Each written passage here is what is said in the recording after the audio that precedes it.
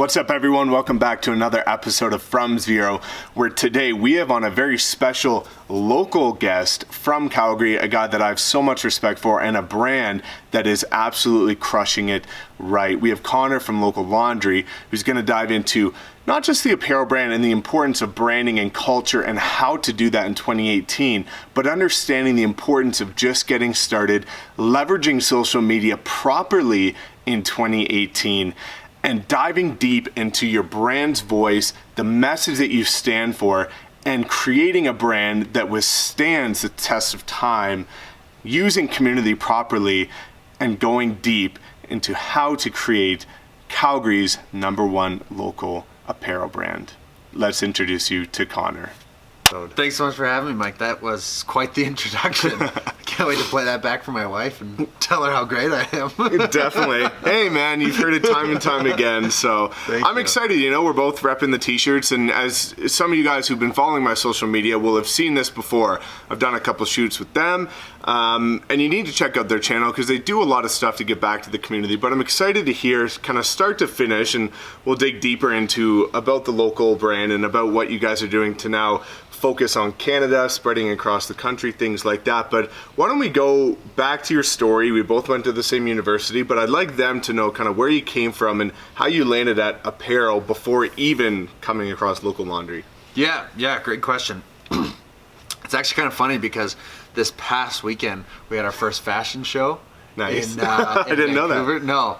No, and it was like a real legit fashion show. There was like designers and models with like flowing gowns. There was a catwalk and all this, and we had a panel afterwards. And the panel, one of the questions was like, Connor from Local Laundry, when did you first knew that you wanted to be a designer? And I had some friends from university sitting in the front row, and they just like burst out laughing. Yeah. Right? They're like, Connor, a designer. So like the whole notion of me going into clothes and wanting to design gear and that kind of thing was ridiculous. I mean, you know, I still don't even consider myself a designer. Definitely. You know, I barely know how to put a t-shirt on, you know, let alone come up with a design. Yeah, but it's just we kind of just landed on clothes and it because it became so much more about the clothes and as a way to giving back. So how it all started was, you know, like you mentioned before, we went to the same university. I'm originally from Calgary, went out east, got my business degree, and you know, every time you're out there in fourth year, everyone's always asking you, what are you going to do when you go back home and everything. And I had no idea, but I just figured I'd do what everyone else is doing. You know, getting into oil and gas, make lots of money. And I was a huge proponent of oil and gas. I thought I was going to be like a crazy successful landman. Same. You know, wheeling and dealing. Yeah. Fancy cars, nice suits, playing golf every day, drinking all the time, and expense card, this and that. And then, you know, I was in for a harsh reality when I went into the oil and gas world. You know, I started in contracts and subcontracts at an engineering company, and it was awful. It was boring. It was soul sucking. It wasn't fulfilling. There was no purpose. No one really seemed happy there, and it was kind of an eye opener for me. And I was like, oh, I don't know. Like, the money was good, but I don't know if this is. Of course, I've been there. Yeah, I don't know if this is quite for me. Like, I'm not jumping out of bed every morning to get something. There's no change. There's no passion. There's no fulfillment. So definitely. Luckily, and I say luckily, in 2014 I got laid off, and it was a blessing in disguise. It was a blessing, and I packed up all of my things. My wife and we decided to move to Sweden. Yeah. So I wanted to do my MBA, and I always wanted to live in Sweden.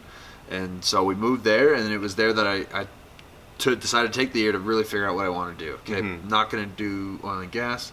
What do I want to do? What really excites me? And I kind of settled on, you know, I'd like to be part of something that I can grow, something that can, you know, have an impact, that I can connect with other, you know, passionate people and get excited about my work. Definitely. So I came up with the idea to, you know, wanting to represent where you come from. You know, I'd seen a lot of successful brands that have turned, you know, regional pride into a brand, you know. For sure. I was heavily influenced by East Coast lifestyle. Right? Yeah. How he was able to take, you know, a community pride and turn it into, you know, powerful marketing brand. And I thought, you know, there was nothing really cool in Calgary at the time about representing Calgary and where are you from, even right down to the neighborhoods. Yeah. So I thought maybe that could be something. You know, I didn't want to do like the whole West Coast. I wanted to focus only on Calgary. And I didn't know the first thing about design, about social media, about fashion or clothing, anything. But I had this idea and I had this curiosity. So I was like, well, what the heck? Why not? You know? Yeah. So I just did what any idiot millennial does. Go for it. Google searched how to make a t-shirt company. Yeah. And then I watched a YouTube video. And then 30 minutes later, after all the steps had outlined, you know, I had like a website, and I had, you know, I only spent about $50 coming up with a few, you know, basic designs for all these shirts. And 24 hours later, I had a clothing company, right? Yeah. That I was selling shirts to Calgary while I was still studying in Sweden. That's amazing. Yeah, and it just I had this thing, and I was selling, you know, 1 or 2 shirts a week, and it just kind of grew and grew, and we wanted to figure out, you know, how can these be more than just a shirt? Definitely. How can they bring people together? How can they build community? What does building community even mean? Yeah. So it became less and less about the clothing and more about the impact that the clothing could have.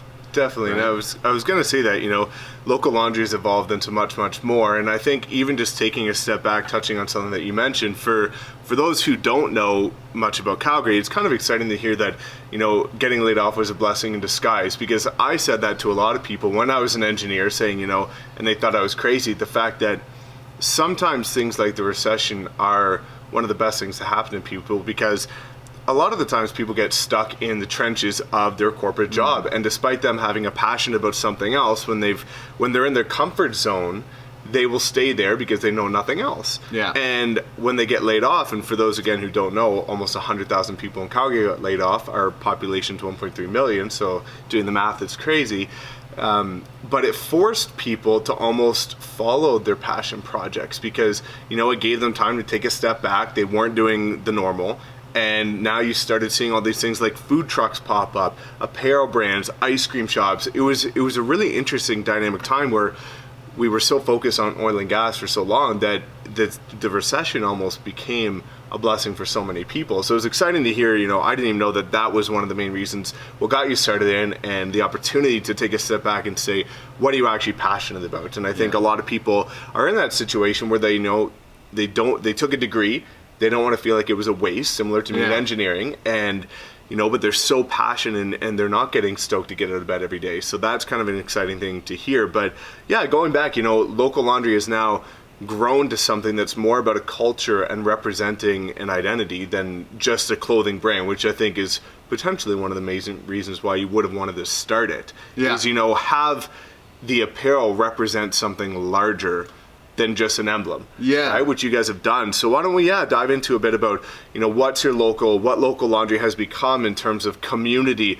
supporting local influencers, but doing things like hat drives, all kinds of stuff that you guys have been doing to give back and grow something that's much larger than a 3-letter logo. No, absolutely. It's kind of become a way that we can build community and bring people together and have that positive impact on the community. And how we do that, every decision that we make at Local Laundry, whether it's, you know, who to work with or what kind of gear to come out with next, or every decision has to be kind of filtered through the lens of, is this going to be building community? Is this going to create a positive impact? And there's lots of different ways that you can do it. And so we've developed what we call the 5 pillars of our community and how to build community. And so the first one is representing where you come from, right? So whether it's your country, we have a Great Canada line, YYC, you know, we have, we used to do a few community shirts, that kind of thing. Really being proud of where you come from, no matter where, and being able to represent that. The second is sharing stories from the community, which has become a big part of what we do. Certainly. You know, there's a lot of people just doing cool stuff out there, whether it's another business, whether it's it's an artist or a nonprofit. There's so many people that are doing cool stuff that I don't think enough people know about. That's what I was noticed about your blogs is, you know, and I'll link the blogs below, you guys, but they've almost been a catalyst for highlighting people that might not otherwise get the attention, because they're not doing the cool, trendy, hip thing, but they're doing something that they're passionate about and is actually really exciting to others that share that. So again, by focusing on people that are doing something locally in their space, you guys have really been able to bridge that gap between giving them potentially the attention and the credibility that they truly deserve for what they're doing here. Yeah, and these, you know, a lot of these people, like you said, they're just doing stuff that they're passionate about. And if people are following their passions and doing something that they really believe in, that's going to have a positive impact on the community. Exactly. And so why not share that story out? Yeah. So that's a big part of what we do, is sharing stories from the community. And like, we'll tell anyone's story. I don't care what you do. You could be psyched about rock gardens. Yeah. You know, and that's an opportunity where we could share a story. I don't know the first thing about rock gardens. Yeah. Tell me about it. Exactly. You know, the third big piece of what we do is collaborating with others, right? So not only just sharing stories, but collaborating and getting, you know, a deeper relationship with them, whether that's creating them some custom gear. You know, we can create unique custom designs that help share an organization's or a company's story rather than just putting their logo on a shirt. Or we set up, you know, combined content creation where we'll do, you know, photo shoots and blogs and that kind of thing, or a charitable campaign. You know, recently we just wrapped up our small business, our YYC small business towel drive, where, you know, there was a dire need for homeless shelters in Calgary for towels, and so what we did was that, you know, we figured we could only donate probably a couple hundred towels, and that's not going to really solve an issue. So we thought, what if we got all the small businesses to come together and just donate a bunch of towels, both new and used, and let's stuff all of the shelters. So together, you know, it kind of just one person, I asked one person, they asked another, and then they emailed it to another people, and other campaigns started coming, and everyone just sort of got behind this, you know, this initiative, and everyone all together, all companies in, we were able to donate over 4,000 towels my God. to That's all crazy. these shelters. And so no one was making a penny from it, and it was just but it was a way that we could collaborate with other small businesses, right? And because we really want to be the thought leader that just because you're a small business doesn't mean you can't have a big impact. Yes. Right? And it doesn't mean that you can only be in your small little bubble and, you know, not talk to anyone else. I think one of the most powerful thing about the Calgary startup and entrepreneur and small business scene is that everyone is so willing to work with one another. Big time. And willing to help each other. And that's something that we're really passionate about. Why can't we all grow together? You know, I'm not in the business of making beer or kombucha or ice cream or whatever. So, you know, why can't I help you grow? And why can't you help me grow? Why can't we grow together? Definitely, you know, entrepreneurs helping entrepreneurs. So that's a big part is collaborating with others that share the same values as us and want to create that social impact. The fourth is going back to that charitable aspect, is 10% of all of our profits go back to local charities that our customers actually help choose. So that's cool. Yeah, not only just donating, and again, I kind of touched on this before, but we want to be the thought leader that just because you're a small business and, you know, doesn't mean that you can't have an impact. You don't have to be writing $1,000 checks, you know, and big, massive fundraisers. If you were, as a company, just to donate a couple $100 a month, you know, that can go a long way. Or utilizing some of your other assets that big companies don't have. We have a very big social following. So, you know, sometimes sharing out a campaign on your social and getting it out to tens of thousands of people is far more worthwhile than donating $10,000. Big time. You know what I mean? So it's finding ways that you can help out and, you know, organizing volunteer events and stuff like the towel drive. Right now we have an initiative with our giving toques that for every toque that we sell, we're going to donate one to a homeless organization in need. So last year we were able to donate 550 toques to homeless organizations in Calgary, Toronto, Ottawa, and we really hope to increase that this year. So then the fifth and final pillar, which is our newest one, is recently we decided to make the transition to 100% made in Canada clothing. So before, I mean, we were just two idiots. We still are two idiots that started. We like to say that any idiot can start a t-shirt company because we're living proof. Yeah. And so when we started out, we were just like, let's just, I don't know the first thing about clothing, or let's just get our stuff on sweaters for a price that we would pay and call it a day. And these sweaters and t-shirts would just show up in a box. We wouldn't know where they come from or whatever. We didn't care. And it was great. And then, you know, we were kind of sitting down and it was like, we're called Local Laundry. You know, I think we have to stand for something a little bit bigger than, you know, we have the community, we have the charitable, we have to stand a little bit, we have to stand for something a bit bigger, you know, when it comes to our clothing. So that's why we decided, you know, we're called Local Laundry. We have to make our stuff locally here in Canada.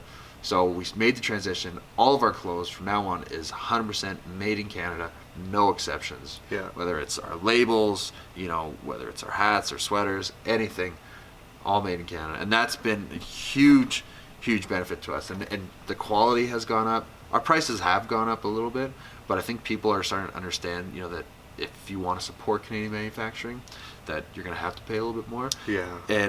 But it goes so much more than just clothes, right? Because you're not just supporting Canadian manufacturing, you're supporting a diverse Canadian economy, which is something that's, top of mind, especially here in Calgary and Alberta. For sure. We would love to eventually bring all of our production manufacturing locally here in Calgary and work with a few local shops here. That'd be amazing. But you're supporting Canadian jobs, you're supporting Canadian families, you're supporting Canadian labor laws, but you're also supporting Canadian environmental laws. Yeah. Instead of getting all your stuff shipped over on giant massive machines from overseas, or giant massive ships, like it's all getting produced right here, reducing our carbon footprint. So it was kind of a no-brainer in our minds, and our community has received it very well.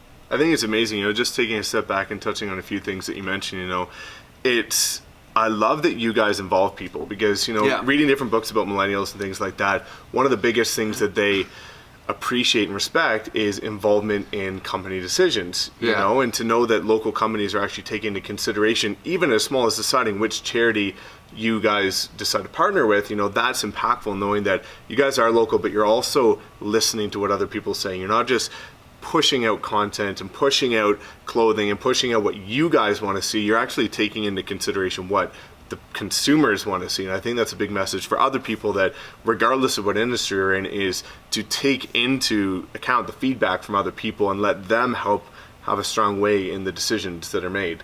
Totally. Right? And then another cool point is, I find a lot of people fall victim to when they're starting a new business. Yes, it's important to reinvest all your money into the business to grow it and things like that, but it's also not, don't get caught up too much in being too busy to give back. Yeah. In a sense where, yes, be in the trenches and reinvest and things like that, but the fact that you can still allocate time and funds and energy to things like charitable drives or giving back in some sort of way, making an impact in your local community, I think is important, because a lot of people can get really consumed in just growth and new product and new business and new designs, and not take a step back and say, why did you start? Yeah. What's the actual message of your brand, and are you fulfilling that? Even going back to local laundry and being made in Canada, it's a lot of people over time, even when they start becoming successful like you guys and start seeing the sales come up, it's, did you have to make that decision? No. But just knowing what you stand for and staying true to your roots means that was an inevitable decision. Yeah. Right? It was a coming with the times, and it was only a matter of time. But that's, I think, one of the reasons why so many people love you here locally, and you become this such powerful figure, is the fact that through and through you guys stand by your message. Yeah, and I think, it's never the easy path. It's never the cheapest path. Yes. But I really have to make the argument that we do all these decisions because it's better for business. Yep. I think if you were to operate a business and you do all these charitable things solely from a charitable side, yes, like the business is going to fail. But if you're making all these decisions from a business head, like mind, then that's when they're going to be successful. We work, and build that community because it's good for business. Yeah. And we're true to, our customers, and we're true to our why, because it's good for business. And it's, like I said, it's not the easiest way to do it. It's not the cheapest way to do it. Yes. But if you're doing things and you're staying true to yourself, your customers are going to see that. Mm-hmm. It's going to come across an authentic and genuine way. So they're going to remain loyal to you, which is good for business. Yeah. Do you know what I mean? So yes, everything gets filtered through that lens of community, and we want it to grow and have that impact. But when we continue to do that, that's what's going to continue to grow our business side of things, right? So we want to also kind of be the thought leader that you can be a business, you can be a for-profit business and have that social impact. Yep. You don't have to be a non-profit just to have that social impact. You don't have to be a business. The only way to be a business, to make money, is to be a business. You can have that combination of both. And my business partner and I would almost argue that in order to enact the biggest amount of social impact possible, you almost have to be a for-profit organization. Agreed. Right? And it does, just because you have that social impact doesn't mean you can't make money, right? Yeah. And we to make sense in the mind of the business people, you have to make that business case for all that social impact decisions, right?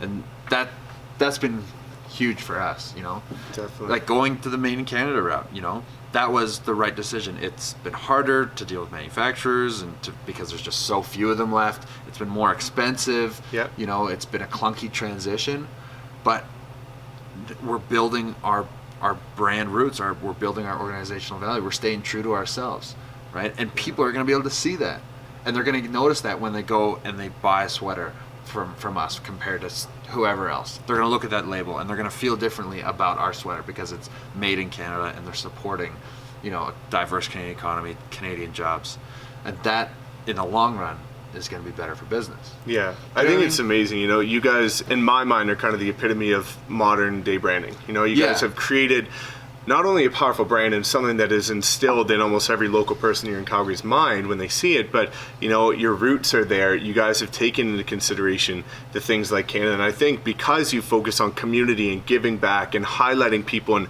you know, a lot of the times you're highlighting people that have never had the opportunity to voice their opinion. So you've created such an impactful community that people won't mind paying a couple extra dollars more for something because they have such a strong belief in what you're doing, and they know where you came from and they know why you're doing this. And, you know, the message is on point to the point where it's no longer about a monetary decision. You know, you guys are doing things to the right aspect, and people are seeing that. And now things like this, you're seeing the quality difference, and it's night and day. But going on the point of social media, I think it's really cool what you're doing with What's Your Local. So why don't we give people a little taste of your hashtag and what that means to you guys and how you're spreading that across social media? Yeah, definitely. Well, I think, you know, I think the biggest thing is, like, people aren't idiots, you know. They can see right through, you know, if you're trying to be a social enterprise and, you know, you're just doing it just for show and flash and the marketing. People are going to see right through that. If we were just sharing stories of people who we thought were cool and,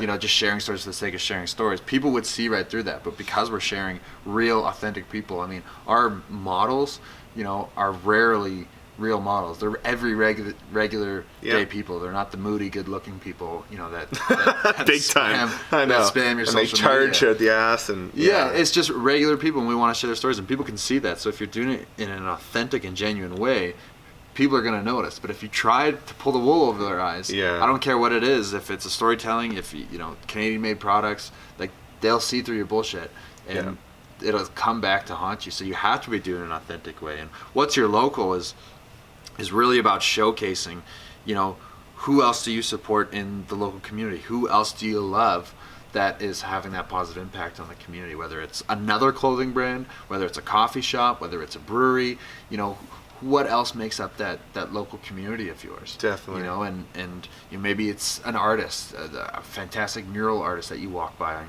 your way to work every day, or maybe it's a nonprofit that you support every month. You know, who else is having that positive impact on the community? And we utilize What's Your Local as a way to sort of get people on board to share those stories and help get those stories to the forefront. And I think if everyone were to do that, just to really highlight, you know, some of the ways that they give back to the community by supporting those local businesses and nonprofits and artists, I think it'd go a long way. You know, what we kind of like to say is that, you know, we see the value in supporting Canadian clothing, but we're not saying go home, get rid of your entire wardrobe, and only buy Made in Canada from now on. You know, it's very difficult. But if everyone was just to buy one piece of Made in Canada clothing, whether it's ours or someone else's, I don't care. As long if they were to buy one piece a year, that would go a long way in helping reviving the Canadian manufacturing industry here in Canada. And same with you know, supporting your local coffee shop. Say you're an avid Starbucks lover, you know. Have your Starbucks. We're not gonna come after you. You know, but maybe, you know, once a month or once a week you go and you go and try a new local coffee shop and you tell people about it, right? That is gonna go a long way in supporting the local community and, you know, helping each other. Definitely. Everything in moderation, understanding, you know, while we do understand that, you know, sometimes local products cost more, it's like you say, it's not saying, you know, you have to go revamp everything you're doing and all your purchases, because that just might not be feasible right now, but every little bit counts, you know? Whether that be with their purchases or, again, as you've shown with the towel drives and the toque program, is the fact that even when you give back, people get caught up in the fact that if they can't donate $500, $1,000, or make a huge dent, that why even bother, you know? But you guys have proven time and time again, the smallest bit counts, and the smallest bit amongst a big group Exactly. is what really counts, right? Yeah, a small impact, if everyone does it, adds up to a big impact. Yeah. So, you know, people can't be afraid just to go out and make that little difference. Definitely. You know, because it will add up to a big difference. One of the things that I love, and, you know, I kind of talked about it when we were on that influencer panel together, is getting started on a budget. You know, Yeah. because whether you be in real estate, for me, anyone who's using social media always wants to up their content game. They want to know how to build a presence. They want to know what to do. But oftentimes the perception is that you need thousands of dollars. You need to pay these big budget influencers, things like that. But I find that you guys have sort of done influencer marketing in the best way, because you've been able to create that image and the optics of it without having to get every single person as an influencer. So Yeah. why don't we discuss that a bit? Because, you know, I had a conversation about that the other day with a guy in real estate saying, you know, he used to, when he got started in real estate, he used to just put his iPhone 10 up on a tripod and take professional photos, or he used to get a freelancer off Instagram who had only a few thousand followers or something just to come take free photos to shout them out, things like that. So I know you used to do something really cool in getting started about how to budget properly to still get that quality and still have involvement with locals, but without breaking the bank. So why don't we dive into that a bit, because you guys got started and the quality's always been there with your images, thanks. but it always didn't come with a hefty price tag. Yeah, definitely. Well, when we started, I mean, we had that lens that everything we do has to be about building community, but, you know, according to my other business partner, who's the money guy, we have another lens, which is we have no money. Yeah. You know, and I really don't think that small businesses should be spending, you know, a ton of money on things like social media when you can utilize it in such a way that helps grow your brand in an effective way. And it's going to be harder and it's not easy. Yeah. But if you do it for the long run, it's going to be, you know, you're going to have a more engaged following. You're going to really understand what your brand is and who your followers are, and it's going to be done in an authentic and genuine way. So when we first came about, you know, not a clue how to run social media, no idea, and we still don't. Yeah. If anyone tells you they know how to run social media, that they're lying. Yeah. No one knows what to do. Yeah, it is. Everyone's just throwing stuff at a wall and seeing what sticks. Yeah. So we were like, okay, well, obviously we need content. Easy. Okay. We need high quality content. Okay.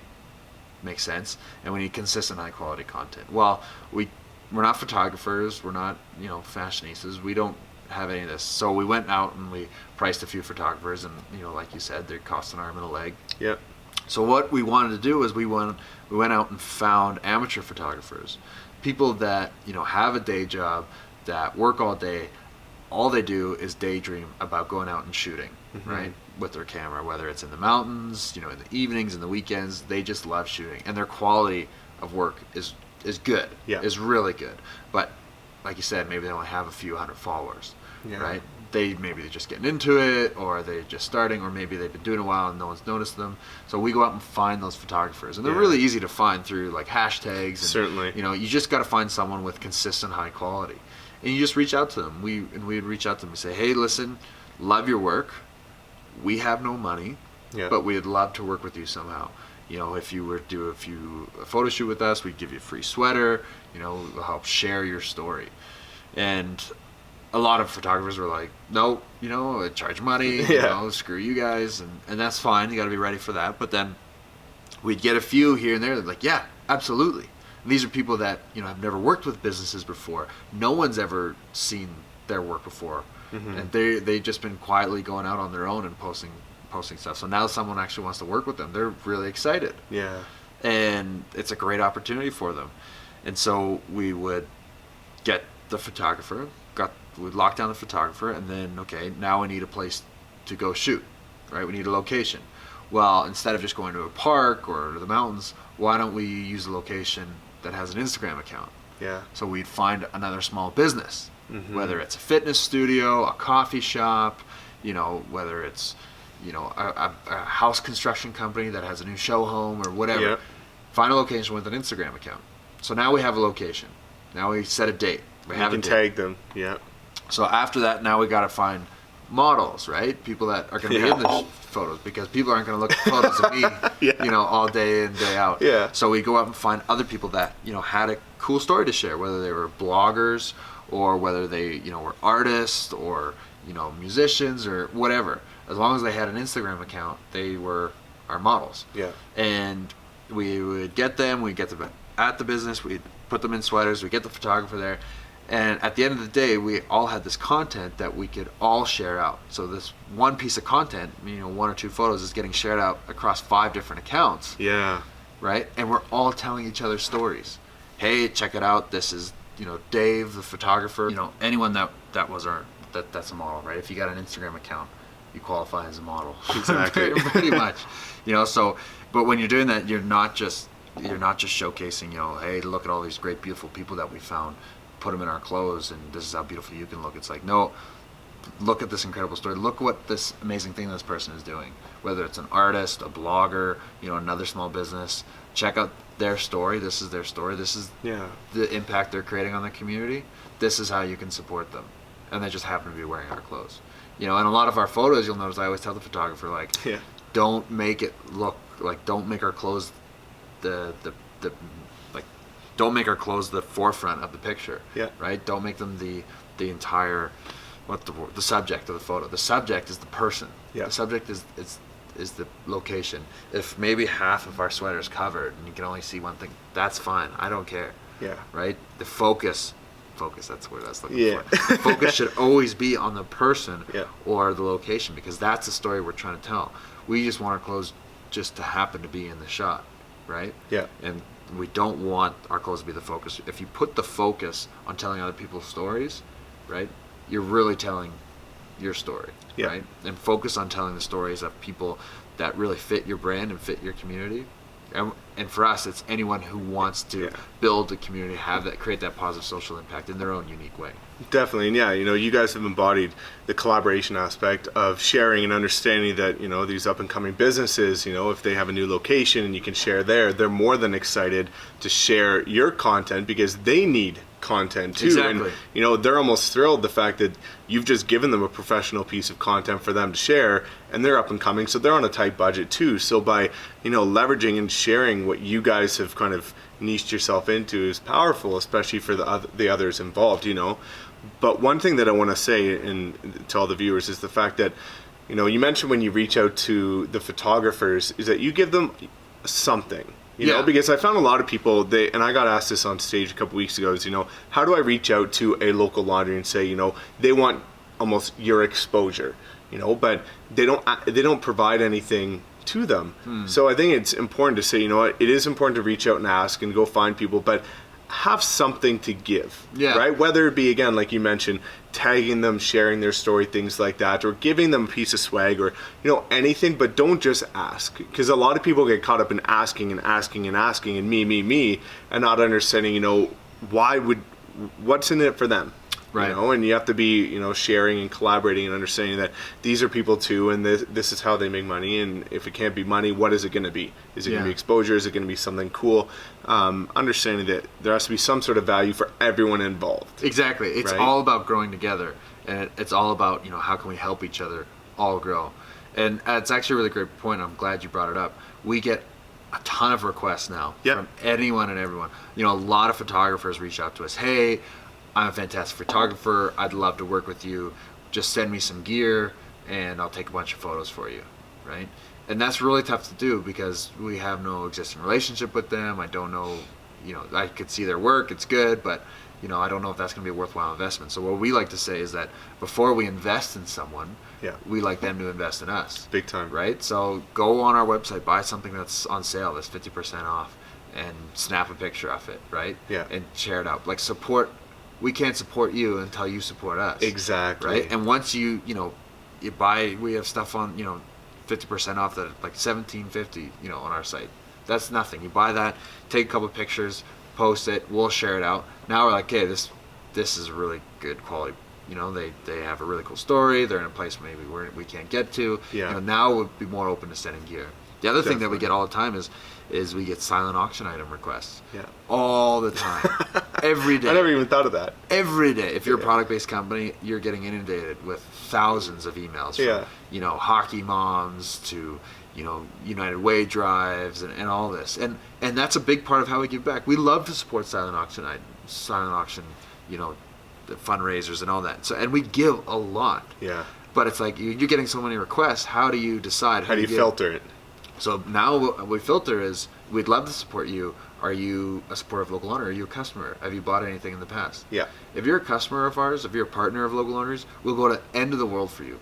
Yeah. You know, if you bought one piece from us and you have a silent auction item, we'll get you something. Yeah. For your silent auction item to raise money, because that's good positive impact on the community that you're trying to create. But if you're just, you know, shotgun blasting every single local company out there looking for stuff, and you've never supported anyone, you know, it makes it really hard for us to want to give back, right? So I really like your point that, yeah, it's not about, you know, what's in it for me, it's what's in it for us. How is everyone benefiting? How are we all growing together? And if that's not clear, then, you know, we're not going to work with you. Yeah, and you know, another point that I think is really cool, where you mentioned, you know, your clothing isn't the focal point of images, and that goes a few layers deeper, in the sense that, you know, I feel like a lot of people love you guys because they can relate to you. Yeah. In the sense that, you know, you're real people, but you highlight real people, and your focus on community goes far beyond finding the biggest local influencer with the most following and is the most attractive person and highlighting them. You know, you guys have taken a step back and really embodied who the local are. Exactly. It's not the ones that look like a 10 out of 10 all day and they're just doing these to make a few bucks and things like that. You know, you are highlighting people with a message, and oftentimes those might not be the best looking people. They might never have modeled before. They might never have shared their story before, so they don't know how to communicate the best, but you guys are giving them that platform. And because of that, people are understanding, you know, you're giving back in many more ways than just content. You know, you guys are giving back in terms of people's message and things like that. So I think, you know, you guys are real people with real results in your brand, but it's also adding some tangibility to that. You know, people can relate to you so much more than they can at maybe a more popular brand that just focuses on the models, right? Yeah. So, you know, before we dive into one of my last questions, I like to say, you know, what's your experience been focusing on community? You know, because a lot of people focus with apparel brands or any product-based brand, their only focus is sales, numbers. How can we get better this month, the next month, and things like that, you know, scalability. But you guys have maybe focused on more about community and seeing the return later. You know, it might have took a bit for you guys to get rolling, but now, because you've established something that's so impactful, it's made a bigger difference. It's something you can't put a price on. Definitely. Yeah, and that's the thing. I mean, every other day we see another clothing company pop up with a YYC design or, you know, Canada design or whatever. And that's fine, because we're so much more than just a design. And we actually welcome it. If someone wants to come out with a YYC clothing brand, please go ahead. Yeah. Right? You're more than welcome, because it's so much more than that. You can copy the YYC aspect and that side of it, but you're not going to be able to do all those other things that we do. Yeah. Right? The YYC and representing Calgary is just it's just the surface. Yeah. Right? And it has to go back to, you know, how does it build community? How are you creating that positive impact? Yeah. You know, and kind of just going back to your previous question, when we're working with people and we're trying, you know, whether it's photographers or models, and, you know, we make it very clear that we don't have any money. And I also want to make clear that, you know, we're not just solely using free labor. I mean, of course, for there's a lot of professional stuff that we have a budget for, you know, and, you know, there's a lot of stuff that we need, you know, we have very specific requirements, you know, and it's not as open as a lot of our shoots. So in those cases where we approach photographers, we have a budget, this is what we need. But we only work with photographers that we've worked with before. We're not going out to people that have never supported us in the past.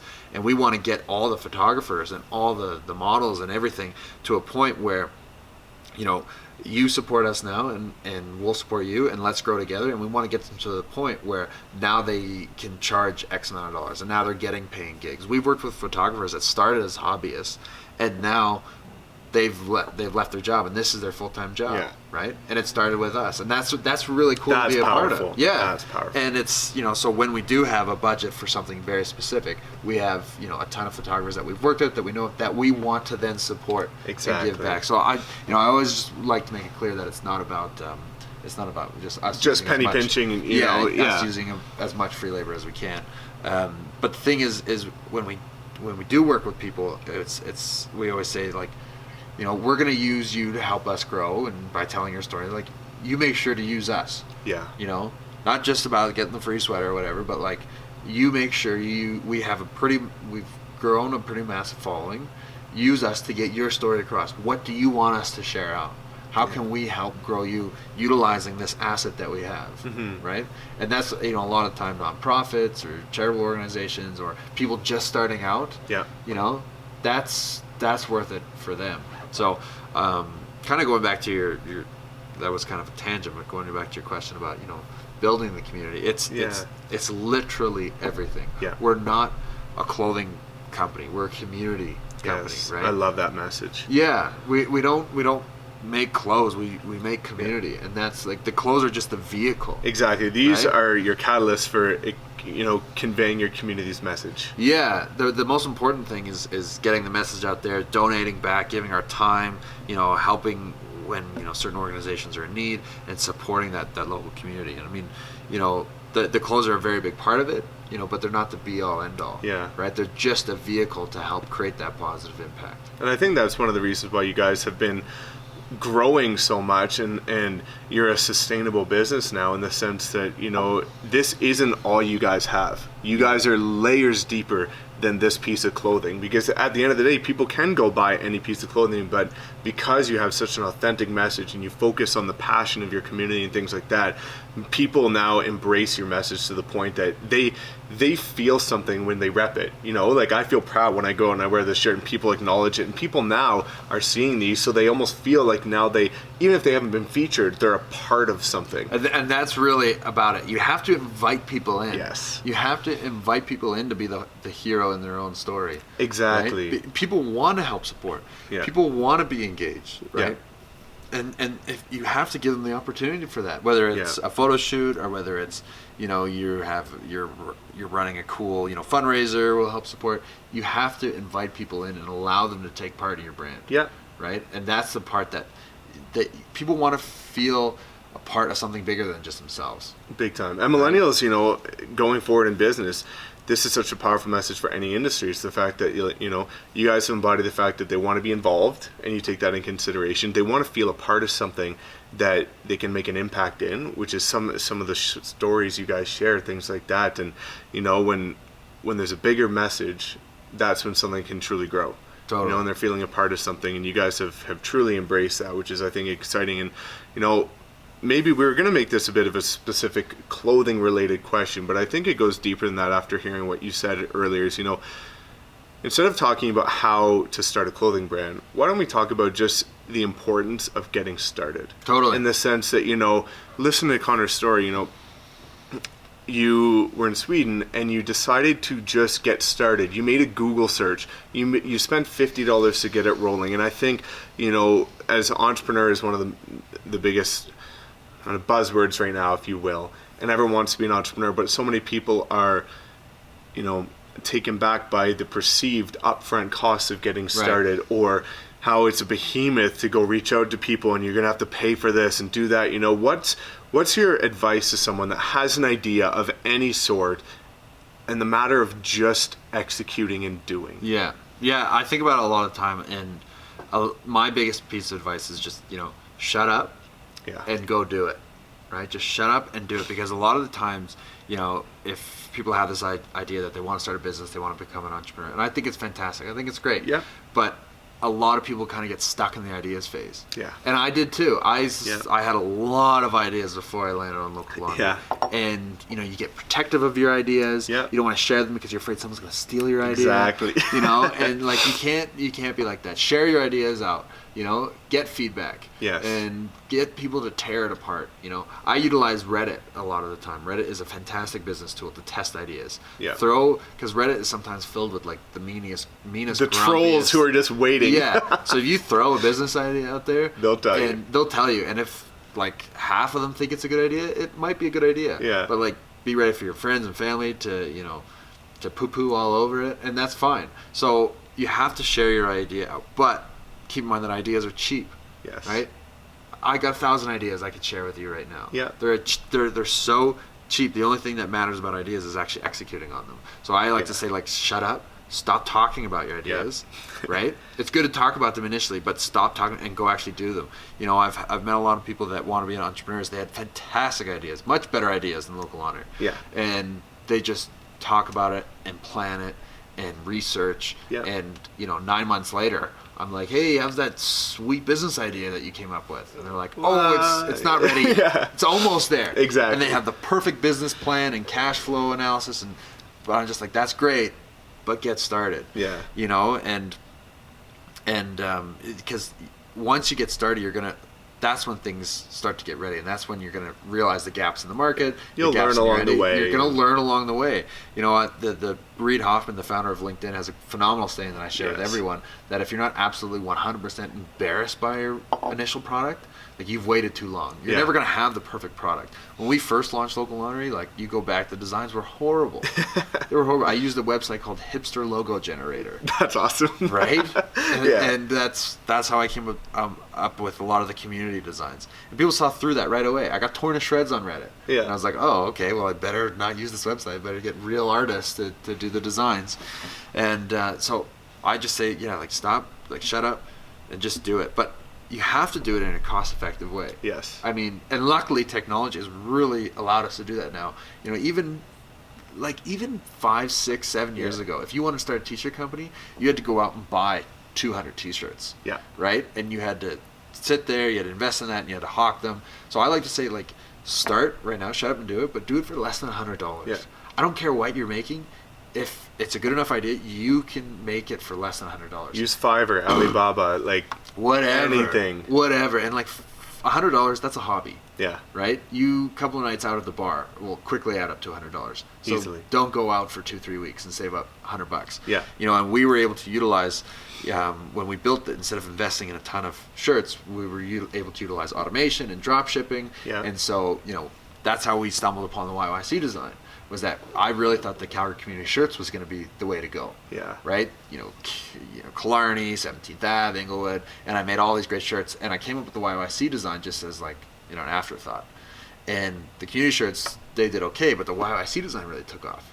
So when it came time then to invest in the company and invest in the product, I knew that to invest heavily in the YYC stuff and not so much on the community side of things. Yeah. Right? But it's cool because it was just through trial and error and saying, what are people responding to? And I think, this is a bit of a savage, maybe over the top summary of your notion there. But, Gary Vee says ideas are shit. It's all in execution. Yeah. In the sense that, I used to live by the saying, the man who chases 2 rabbits catches none, where, again, people have so many ideas, but until you start executing, and everyone has $1 billion idea, but who's going to actually make it happen? Yeah. Right? And dive down, put their nose to the grind, and actually start building things. So. And I think the biggest thing is it has to be about patience, right? Yeah. You're not going to start a clothing company today and be, the next Lululemon by tomorrow. Yeah. Right? It's taken us 3.5 years to get to this point. Yep. And we still have a long way to go.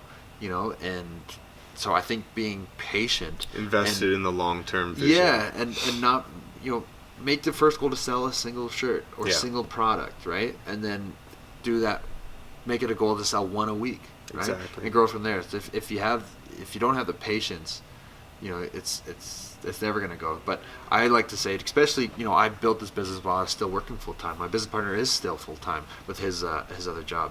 And I just started it by, spending 10 minutes a day. Yeah. All you have to do is 10 minutes a day. I get it. You work full-time. You have a family. You're tired in the evenings. I get it. We're all busy. We're all tired. But if you can carve out 10 minutes a day, and 10 minutes a day is one email. It's one Google search. It's reading one article. Yeah. It's improving your website just that little bit. 10 minutes a day over time adds up to a lot. And if you have the patience, you can build something really great. And then the last and final thing that I'll say is that, if you really want to get started and really build your brand, you really have to utilize social media. Yes. That's what a lot of people don't understand, is that I don't care what kind of business you are. Yeah. I don't care if you're selling houses, you're selling clothes, you're selling whatever, right? If you're a business, it has to be done through social media. Invest in social media. And I get it. Social media and Instagram to a lot of people is very scary. But it's a necessary evil. It's a necessary evil, but don't let it intimidate you. Yeah. We don't know the first thing about Instagram, right? But you have to invest in it. And I don't mean invest dollars. No. Right? You have to invest time, Yeah. right? If I were to build a perfect business, it'd be 50% working on the business, 50% working on social media. Yeah. And I would even say maybe even more on social media. You have to be able to build it. Don't be intimidated. It's not. It seems scary. It's not scary. You just figure it out. And that's another thing. You got to be patient. A lot of people want to go from 1,000 to 10,000 followers in a week. Yeah. You know, it's only going to add up slowly. We've amassed 17,000 followers in 3.5 years. Yeah. Right. Where there are a lot of other people. We look at other companies that are like, they got 50,000 followers overnight. Like, don't worry about them. You Exactly. stick. Like you, we have a real engaged and loyal following in that 17,000. And then the last thing I'll say about social media is you have to be utilizing it in an unconventional way. Yes. Right? If you're going out there trying to be like every other company out there on social media, your stuff's going to get lost. I mean, you have to understand social media is just flooded with content. It's completely saturated. I read a quote last night on one of the most impactful branding books, Brand Identity, and it said something like this. It said, don't go out and brand yourself as a tree in the forest and spend the rest of your money trying to market yourself of being different. Yeah. In the sense that, don't create yourself, don't be a tree in the forest where everyone else is the same and think that just because you're going to push more budget, it's going to make you different. Be different, like you say. And I think, your notion on working on the business and social media it goes back to the staple of working on the business and working in the business. And you have to have that balance, because when you're just working in the business and you get caught, and don't work on the growth and the perception and the execution of the business, that's when people fall short. Definitely. And don't use it strategically. So, before we wrap up, I want to say, what is your most recommended book? And then what can we expect from Local Laundry going forward? Yeah. Great question. I've been thinking about this a lot, and there's been no other book that's got me so excited and passionate. It's Shoe Dog by the Memoirs of Phil Knight, the guy who started Nike. Yeah. And the reason I love that book is we always like to see Nike as the just do it, this big, massive, LeBron James, Tiger Woods, Michael Jordan. But it really started with this guy called Phil Knight out in Oregon, and he was selling track shoes, Japanese track shoes, out of his car at the high school track meets. And the thing that I really take away is that Phil Knight was not the smartest. He wasn't the best looking, not the most athletic. He was just a guy that had the determination. He had an idea, and he executed it, and he got it started, and he just kept growing and building it and building it. And he had a lot of challenges, and he just faced them. He just was willing to work hard. Yeah.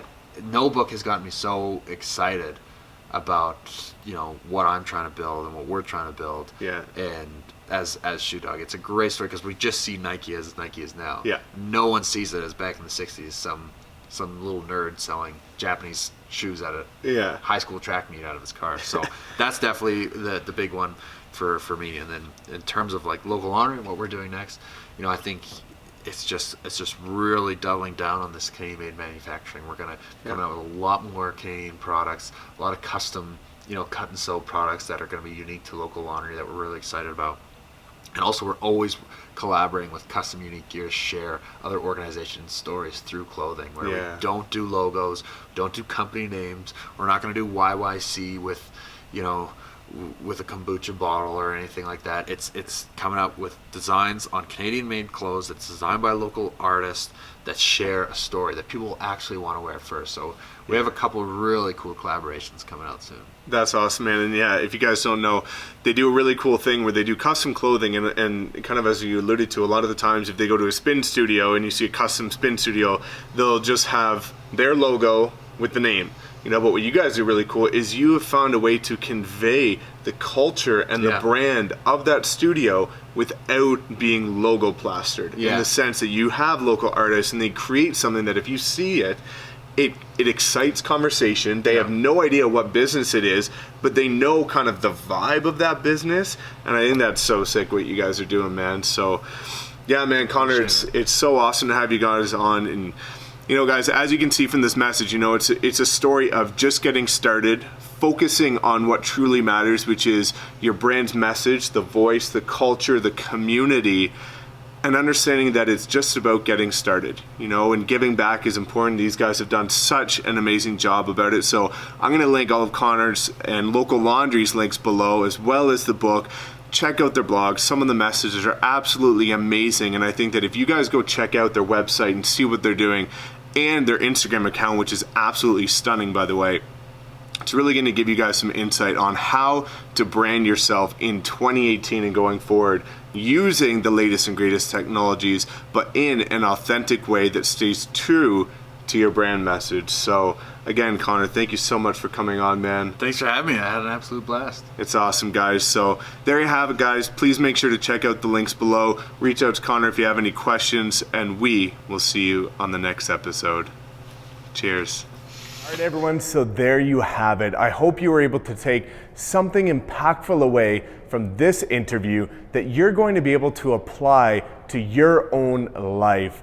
Please comment below what your biggest takeaway was, and if you have anyone in mind that you think I should interview next. Thank you for tuning in. As always, please make sure you subscribe, and we will see you next time.